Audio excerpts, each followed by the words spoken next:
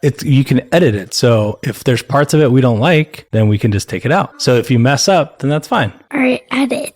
Okay. Are you ready? Yeah. So Adrian, what are we doing here today? What are we going to do with this podcast? We are going to learn about jobs. Yeah. And money and wants and needs. We're going to talk about those things. Yeah. Are you excited about that? Yeah. What do you want to learn about? What kind of jobs do you think you know about today?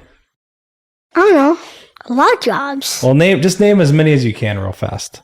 Okay, police and truck driver. I think I can. You want to help you a little bit, like firefighter? Yeah. What else? Ambulance. Yeah, doctors. Yeah. Nurses. Yeah. So you know about a lot of jobs already, right? Yeah. Yeah, but you want to learn about more types of jobs? Yeah. All right. What do you think?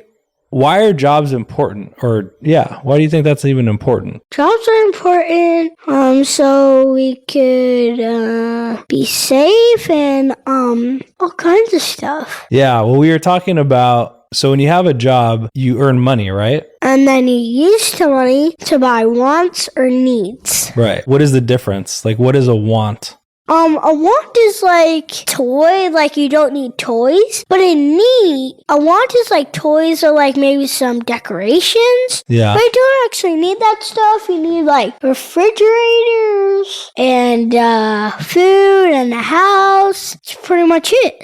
How about clothes? You don't want to be running around and naked, clothes. right? Yeah. Yeah. Okay, so you learned about that stuff. If you wouldn't buy clothes, if you had everything but clothes, you could just be you would just be at the house flying around naked. We shouldn't do that. Our guest today is a long-haul big rig truck driver out of Nashville, Tennessee. He has driven over 5 million miles, which would be like driving around the circumference of the earth over 200 times. He's part of the truck driver community, the truck driver brotherhood, the lifeblood of America that transports our goods all over the country. He takes pride in what he does, and he's a genuine family man. I'm excited to hear about his 30 years of adventure out on the open roads. Our guest today is Derek Double D Dorsey.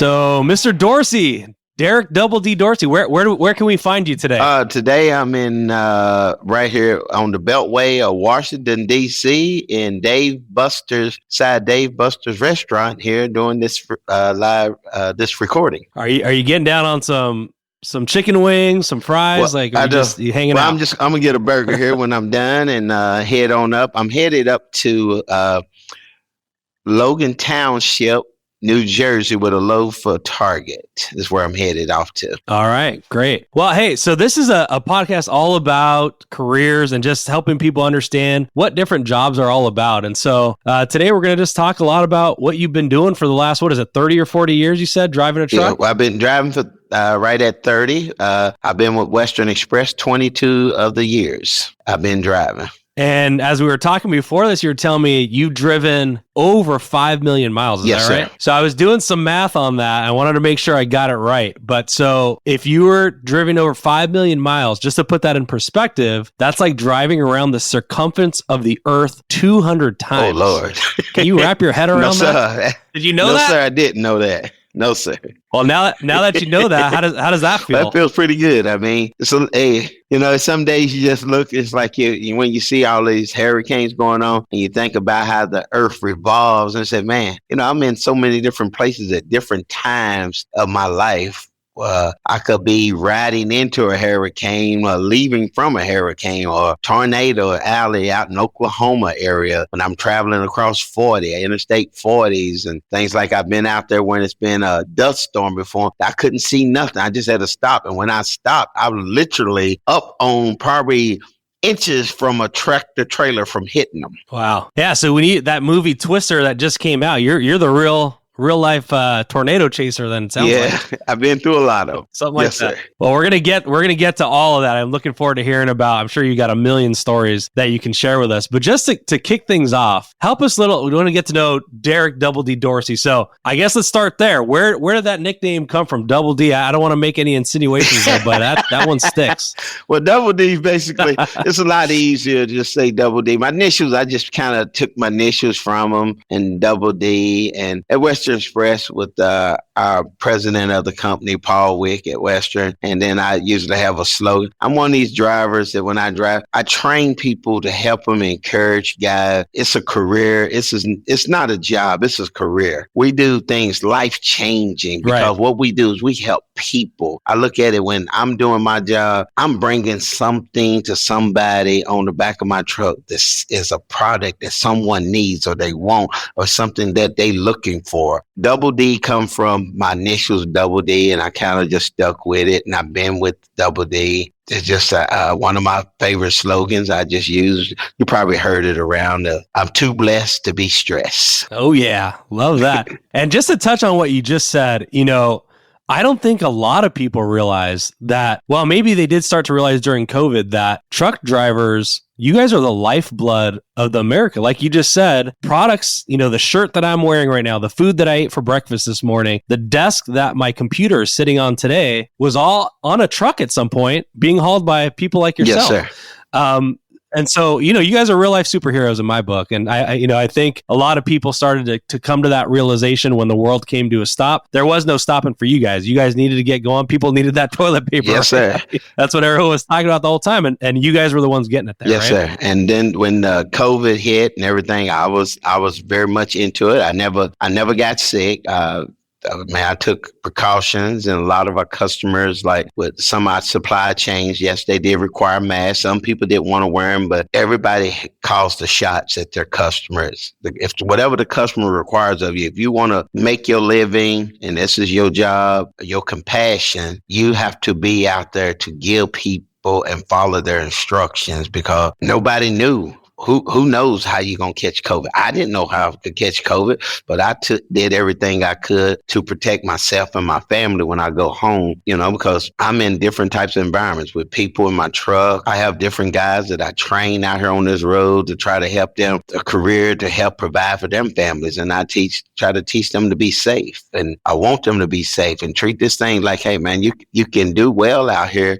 You got to have a compassion for it. I mean, I love what I do because I find compassion in what I do because it's things that it's just like, okay, with just this last hurricane, North Carolina, they still getting water, truckloads of water. Other different things I've done with hauling water. I've hauled all types of brands of waters. I mean, I did some out of Georgia, Pennsylvania. As a matter of fact, I was doing a lot from Pennsylvania. We were taking it all the way down to North Carolina and staging it wherever FEMA's desires for it was or what they was paying for. I don't get into the money part. My job is to get the product there to help these people get back up on their feet again. And I love what I do and the people that I run into out there. I run into people who've been through things and I try to be an inspiration. Absolutely. And we're gonna get into that. But first, we got to go all the way back to the Double D Derek Dorsey origin story. Yes, sir. So let's just tell us a little bit, where are you from originally and what type of childhood, how did you grow up? I was born in Louisville, Kentucky, Derby City, USA, known for fast horses and pretty women. And I've been down got out of the military, United States Army, and then I moved to Tennessee. I lived in Nashville. I live around the Nashville, Tennessee area and stayed in Tennessee. Well, I've been there since I left military. I think it's like 82, 78, 82, 85 or so. I've been in Tennessee for probably right at 40 years of my life, and I'm 64 years old now. Okay. And what do you remember? What were things that were interesting to you? Let's think back maybe to when you're, teenager teenager or even earlier, do you recall, like, what were your interests back then? Party, dancing. I love. Okay. I have with children. They will change your life and slow you down. But I did a lot of things. I love going to plays. I love going to comedy shows. I love movie. Some of my downtime. If I didn't have freight to move, I was one of these people that love to go to a movie theater, catch the newest movie just come out, and try to catch something that I really, really loved. I mean, a lot of people say that my wife gets mad when they say it, but I get people come up, man, you know who you look like? I know what you're going to tell me. Samuel L. Jackson, right? Yep, that's who you look like. I can see it. But, every time I'm with my wife, I say, there's my twin. I said, I just need to be a sit-in for him. Get some of that money. If only you have the same bank account, right? Yes, sir. Hey, so when you think back again to when you were young, do you recall, were you particularly good at anything? Were there any qualities? And you could think back to childhood, to high school, just way, way back. What were things that interested you back then? Well, I mean, I played football in high school. It wasn't my passion. I mean, I was just trying to figure out what I really wanted to be, do out here. But then I got into working in stores. I used to work for Kroger, being a bagger, different things like that. I always been into the public, dealing with the public. And my wife tells me when we go on cruises, she said, can you just not talk to people? You always talk to people. I said, just spend time with me. I said, I am spending time with you. I can't help it. I always when I'm on a cruise, I'm always fascinated by the accents and where people are from. I'm always inquisitive. I might want to go to that country. It might be something over I want to go visit. We could go together. Something I want to see. But I've always been a go-getter. I've always loved to meet people, and I'm just a talker. So, I mean, I just love to meet, greet people. And, you never know what your smile or something you may say to inspire somebody to change their life or change their ways about. They might be down on something. You may say something to be uplift to them. So you've always been that way your whole life, just friendly guy, very easy to talk to. Yes, sir. All right. So when you were, and what's funny about going on vacation, I always think, for us being in logistics and transportation, let's say you go on that cruise and somebody goes, oh, hey, where are you from? And they generally tell you the closest major city there, right? They go, oh, I'm from LA, yes, right? It's like, well, no, look, I'm in logistics. So where are you really from? Oh, I'm from I'm from Anaheim, right off the 91. Oh, yeah. There's a so-and-so DC over there. I'm sure are you familiar with that? Right? You could probably name every small city in the country. Well, yeah, I go through a lot. I travel out. I go all. There's only been 2 states that I have not traveled to, as Montana and North Dakota. Other than that, I've been all over the United States to touch some parts of the United States all over. So, I mean, I love it. And what do you have against those 2 states? Well, Montana, the way I understand it, is about oil and drilling. And North Dakota is just a little cold up there for me. I didn't even like South Dakota. It still was cold there. But hey, something. So I want to go back a little bit more and just talk. I didn't ask you, how did you get into trucking to begin with?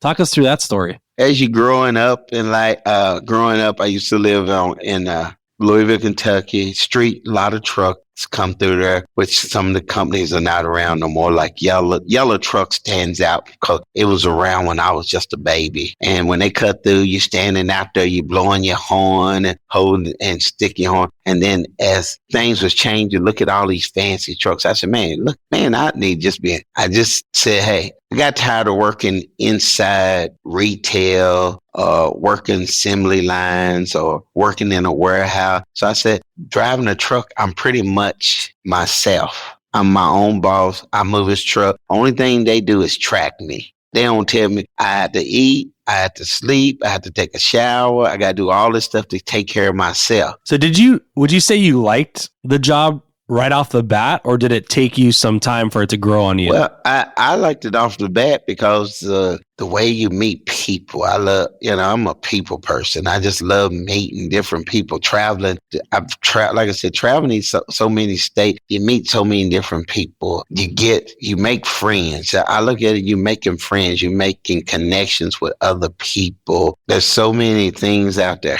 to learn. There might be a question come up because they might not have a whole lot of time, but I really appreciate you helping me get this thing set right. And then they go in, they reweigh it, they got it set right. And I told them how to get it, show them how to do it. And then they said, well, man, can I get your phone number and call you sometime? Maybe we'll meet up for lunch. You never know when you run back into these people because we travel across different paths and we'll run into each other again. We might meet up with each other again and grab a bite to eat together. Then you get to find out a little bit about them. And then next thing you know, they might want to come to where, well, we got opera meals and different things in our town, or they may have something over there and we show up and call them and say, hey, man, I'm going to be in your town. Or so then you meet each other's family. You make it a family event and everybody gets to know each other. So I look at it as my wife, I tell her when she ride with me, hey, slow down. Let my brotherhood get in front of them. Let them get in front of them. They trying to get on the interstate. Help the brotherhood out. She always said, forget the brotherhood. I said, you ain't at work. I said,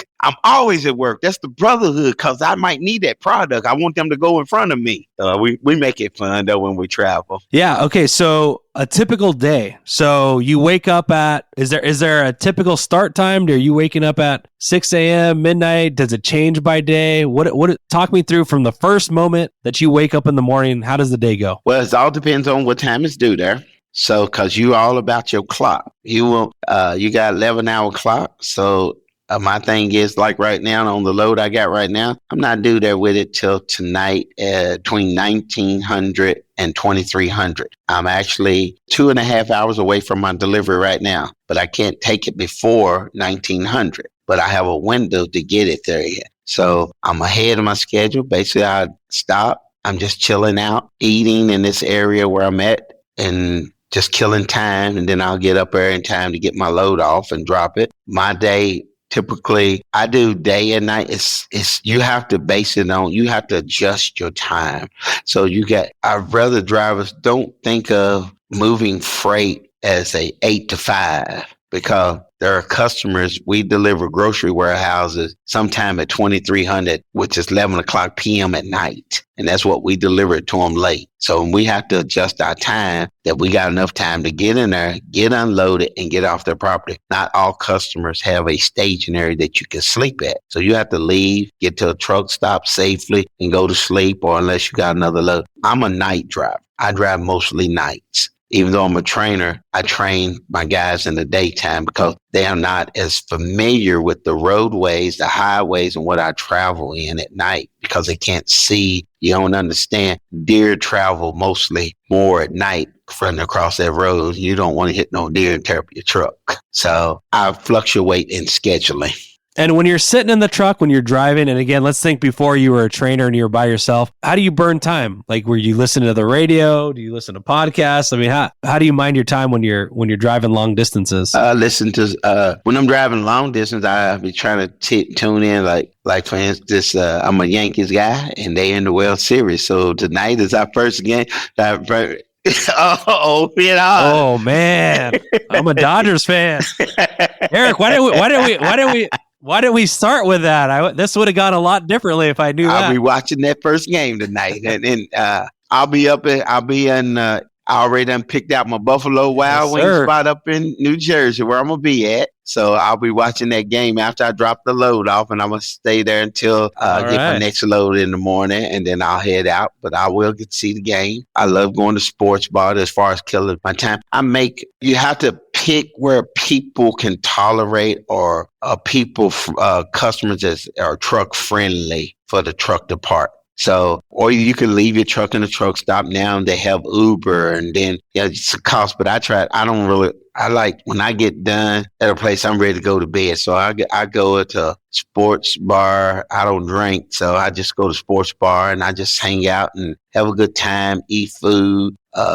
You spend there 3 hours sometimes, and you ain't got nothing. This is part of your rest time. So I just enjoy that. Do you think, and I really haven't driven a lot of long distances even personally, but I do find that when I do drive, let's say 4 or 5 hours, I have the podcast, I have the music, but some of that gets tired, especially when you're driving as much as you do. And I find myself getting either lost in I just feel like you're almost more than a lot of professions. You probably get stuck with your thoughts a lot more than most people. So to the extent that you're willing, am I right about that? And if so, have you been able to figure out all of life's mysteries while driving on the road, or like what's that like? Me myself, yeah. Sometimes I get caught out there, and then I don't have nobody to talk to. I just try, I guess, be just wandering my la land, or either I turn on the radio, like you said. You try to just scan the radios. There might be something you might hear, something or some music, or you ain't got all your friends that maybe drove in the daytime that you normally talk to at nighttime. You ain't got nobody. You by yourself, or you just try to get on down the road. Stop in the truck stop. You just say, I might be where I might have to stop in the truck stop, spend 10 or 15 minutes, walk through, get me a cup of coffee, a candy bar, and just jive talk with some people in there. Something just go in there and you just talk, get crazy in there and just have fun, get a little laughter, and then it rejuvenates you, and you just ready to go back in. All right, now I'm only 3 hours to go. I can make it now. I got 3 hours to go. Let's go. Pump this on out. And then it gets, some days you get days and it gets boring, and they have their good days and bad days out there. You know, I feel like there's like this culture now they talk about, especially with the younger generation, of this idea of instant gratification. And I could tell you, like in my line of work, a project I might work on, it might take months for that project to be completed. And so when you think about a job, it's like there's typically something great about, okay, I just completed something. Like there's a good feeling about that. And, you know, at least in my mind, as far as trucking is concerned, there's an absolute completion. Like when you bump that dock, you've done your job that day, right? So am I right about that? Is there a satisfaction that comes with every load that's being dropped that you can that's tangible? Well, yeah, you get satisfaction, especially when you're on time and you got a pre-plan, get ready for your next load. You may not get your next load till the next day, but a lot of the satisfaction, like you said, with the younger generation, the Gen Z, because now they have changed the guidelines. You can get in this industry at 21 years old. I got guys I train as 21. So to me, I have to set myself back and understand I'm not their parent. So I'm here to train and help people. So I find gratification and try to tell them the different, whereas that some may get on the truck. The parents may say, hey, you ain't going to want to do it. You're going to get bored at this because you're going to be on the road. You ain't going to have no family members around. To me, yes, I talk to my wife and I talk to my kids. They all call me, and most of the time I don't call my kids because most of the time they want something. When they want something in my pocket. So I'm not calling them. Yes, sir. I hear you there. But my wife, I talk to her every day. She works third shift at Walmart. So we talk on the regular. Company gets you home. You have to work out with these companies. When you get into this, the way I've looked at this whole picture of logistics and transportation, get it up front. Don't be scared to ask that employer about your home time. How often can I get home? How many days can I be off? Can I get home? Anniversaries, the birthday. And I've never had a problem if I need to get home at a certain time. Not because the years here, it's always been that way with me here at Western. They have always been good to me as far as getting me home ever since I came to them. I just fit right on in. They became a big family, and you got make that company the same way when you get into transportation. I feel like a driver has to go in. Hey, I want this to be, look at transportation and you want this to be your family, because guess what? You're away from your family. So your driver manager has to be your family. And I need to get home to my real family. That's how I look at it. Well, so I think that's interesting is that even though you're physically not present with your family, it sounds to me like you connect and talk to your family more than most. You said you're on the phone with your wife, your kids are calling in, even if they're asking you for something. But I don't know a lot of people, I'll call myself out here. I'm not calling my parents every day and talking to them on the phone. So in a way, I guess you're not physically there, but it almost sounds like whether it's trying to kill time on the road or what have you, you're actually very well connected to your family. Is that right? Yes. And then in things in transportation, some companies furnish you with, you can mount TVs in your trucks, and you have DVDs. You have a lot of avenues to be bored out here. I'm never bored. Ain't a dull moment for me out here. But yeah, and I want to keep touching on that family component because so it sounds like, hey, you found a way to connect. Maybe it's on the phone and it's not always in person, but you're very well connected to your family from what I can hear. What is it like when you're maybe on the other side of the country and, think back, I don't know if your kids played sports or something like that, or a graduation, some big event, and how you're able to kind of balance the work-life. A lot of people today talk about the work-life balance. And you mentioned that, hey, that was possible and my company does a really good job with that. But maybe for those that are a little iffy about whether this is something they want to do, I would imagine the work-life balance is a big reason why they're not considering this. So if you could just speak a little bit more towards how maybe that's not necessarily true, or it is, but you found workarounds. As far as we could use one workaround, I was trying to get home and I had, because everything can come with a mechanical problem. So I didn't get to make it home for the grants. The littlest one, he had a graduation ceremony going on, and I was en route to make it, but being broke down, I think it was Arizona, New Mexico, I broke down. Truck had to get towed, so I was stuck. I didn't get to make it there in time. You got other avenues. I mean, your phones and things like that. You can video chat this thing. You can live feed this thing to your phone and have chatting with your phone. You ain't really there. And then soon as they done, you get the grant. Say, hey, I was with you. I apologize. I wasn't there, but I was here in spirit. I'm watching you and cheering you on, just like I was there with you in the stadium. But that's where it comes with balance, with making sure you have other connections with people, like family members that can do things like it with your phone. So it's really not a way, but your heart was in the right place. People who get in there, put your heart in the right place, and everything else, to me, I think will work itself out. Yeah, everything was working out for you, but you could not make it there physically. But you did get some physical aspect by video chatting and doing everything and watching the whole ceremony. Yeah, and I love to hear, your heart being in the right place. That's awesome. So, like, just to wrap up on this subject, would you say that you've lost anything from a family aspect because you're on the road so much? Or it sounds to me like you've found workarounds that make it to the point where you're able to do something you love while also being present for your family when you need to be. I think it's everything. It's all a good balance. I mean, I've never had a problem. It's just good workarounds. You just got to use good workarounds to make everything balanced. I mean, my wife I have to be home. She don't cut the grass because she has bad allergies. And so I take care of my yard every 2 weeks. I'll get home every 2 weeks. If I miss it in 2, I'll get there by 3. My limit is set up for between 10 days to 3 weeks. I'll get home, get that grass. She does go out and try, but I don't really like her to because her allergies are really, really bad. And I mean, I love taking care of my yard. That's my compassion. I had to get home, take care of my yard. I got to see my dog. Yes. I don't ride. I mean, I could ride this, but my dog's so big and I can't. Siberian Husky, I ain't riding her in that truck. So I like to get home, talk and play with my animals and things like that. And I see my grandkids, they live in town, and then my son lives, my other 2 kids, they live with all my family was within 3 hours of our home. So I managed to get to everybody.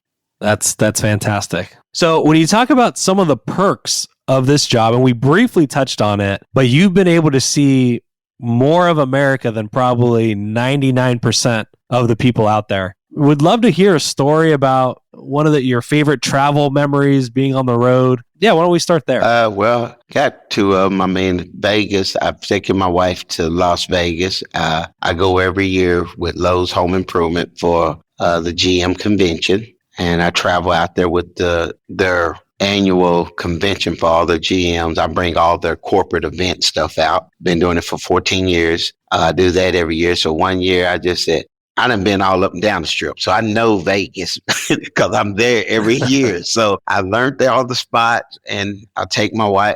So one year I take her out. She said, this ain't nothing but a whole lot of gambling, but I took her to some shows. This is really a lot of things there. I mean, she didn't like it because of the way that people dress, and I had to explain to her what my point of view of Vegas is, because people do it for coming there for getting ready to get married, or they bring their honeymoons, or people to bachelor parties there and have fun, and then they dress wild. Right. And so she's like, these people walk up down the street. I said, this is Vegas. This is how they do it. So. Yeah, so I'll be honest with you. So if I'm going somewhere and the drive's more than 5 hours, I'm getting on a plane. I I hate to admit that to you. All right. But I'm kind of a wuss. Well, I flew to Vegas, but a lot of places I like to drive. I mean, it's like when I go on cruises, I don't like to be without my car. When I get off that cruise, I'm ready to go home. So I don't want to fly. So I drive cars down and I storage them. And then as soon as I get ported, I'm back in the car and I'm gone home. With when I drive to I'm looking at about 10, 12-hour drive home. So what I think the one thing I am missing by taking a plane, I'm maybe getting somewhere faster. When you get to the airport, you driving, you get to fly into the airport and then you're maybe taking a car from the airport to whatever major city you're going to, which may be 30, 40-minute drive. I know I'm missing a lot of really great things along the way, right? And maybe a small town that people don't know about, or this beautiful, wooded area or national park or what have you. So can you help people that are like me, that like to fly around everywhere? What are we missing on those open roads that you've been able to see? Well, the one great thing I did discover this probably just here about a year ago. Mayberry, Andy Berry, the sheriff, Opie, Andy Griffith show is down and outside of Erie, North Carolina. They have his hometown there and all the stuff they have in the town. They even have a studio where you can watch old shows in. I drove through here. Everything on the street got Andy Griffin and pictures of him and the little boy and all of them all over this town. So I learned a lot in that town. It was so beautiful to see because I didn't know it was there. I drove up on it and we went back to it. Now, I mean, you can't it's not easy to park a truck there. It's like cutting through. And then I came back to there and it's close to one of my stops, my fuel stop. And I didn't even know it's like 10 minutes from one of my fuel stops all the time. They're in North Carolina on I-77. Yeah, I just think I'll mention something else, and I hope people don't get offended here, but they sometimes call Middle America the flyover states, right? Like everyone's always talking about the East Coast and the West Coast, and hey, just fly over the other states. But again, I got to imagine there's a lot of beauty everywhere, and so what are some of those stops along the way that people are just missing out on by maybe they're just sticking to the main highway all the time and they're not taking that offbeat path? Like what's out there? Tell me, I want to know. You got one of the, I can't think of the name. There's some back roads I've traveled through, down through Arizona, cutting down to 17. There's some back roads back through there. There's a lot of little bitty museums, statues. I love the rest areas like Arizona. I think it's either Arizona and New Mexico. They come up with these metal designs, things. So like when you come in, these are the things you want to get out and you run back and you're taking pictures with them in a rest area because it's the way they made like flowers, how they make them with metal. Like when you go, who does the bull? It's like the running of the bull. They got this town where they got a picture of all these metal bulls on the street and stuff. And you stop. You want to be like standing right next to the bull, climbing up in a chair or climbing up on the bull and taking pictures with this big old bull. I mean, they ain't gonna get to do nothing to you because it's stationary. But they're cutting through Little Rock, Arkansas. There's so many things down through there. I mean, I ain't gonna do politics, but cutting through there, you see things down there. You learn about old people's homes that lived here. It's like you just want to take pictures of them. I mean, it's history because I can show this to my kids when I was growing up. When they coming up and stuff like this. This is just a piece of history. I mean, I don't know nothing about all these presidential libraries and stuff, and then the things when you cut through the town, Ronald Reagan's library and out in California and stuff like this, you get to take a picture of all these things. It's like, I don't care nothing about that. Hey, they grown and they men. Hey, they did the best they could for the country, but hey, I don't hold it against them. Hey, I still make good money. So I'm not sweating. It's a good opportunity out here to me. This business is a good opportunity base. If you're young and if you can find compassion in it, you can love this thing. And I fell in love with it. I said, I wish I had another 10, 20 more years to give, but jumping up and down them trailers, my knees are getting to me. Yeah, I hear you there, man. That's pretty inspiring. I think I'm thinking about my own job and sitting And, I got a beautiful view. I look out at, nice hills and things like that, but you're seeing something different every single day. And that's got to be really exciting. All right. Couple more questions here for somebody. Let's talk about those young, like if we're speaking to those young kids again, right? That are maybe unsure what they want to do professionally. What do you think would be, if you had to give like a quick sales pitch? Let's say they call it the elevator pitch, right? Where let's say you're going from the 40th floor down to the first floor. You've got 30 seconds to kind of really sell somebody on why this is the right career for them. What would your 30-second pitch sound like? My 30-second pitch was, like I said, my thing would be that, you know what? This job of transportation, you helping people, and you know what? You can bring compassion to people's hearts and souls. And I just think transportation is a thing. If you're not a person that has to be home every day, hey, this is a good starting point for you for a good career. All right. I love it. And then the last aspect I want to talk as it relates to that is, and you mentioned it earlier, and it's not something you said you did, but maybe for somebody that's like, hey, you know what? I don't want to work for somebody, but I need to learn a trade.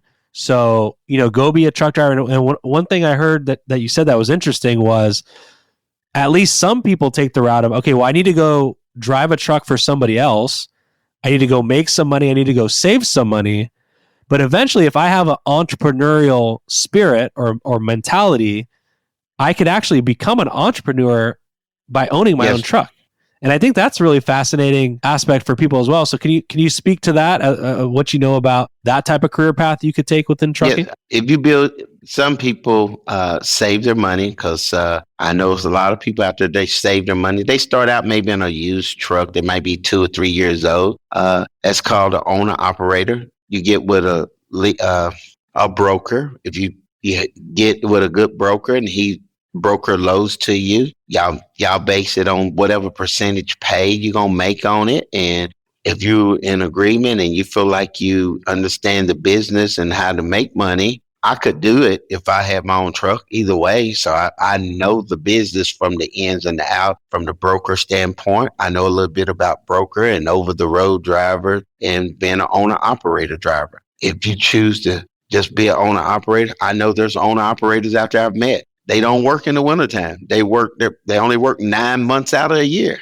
and they work their butts off for 9 months, and then they take off during the winter. They don't want to drive in the wintertime.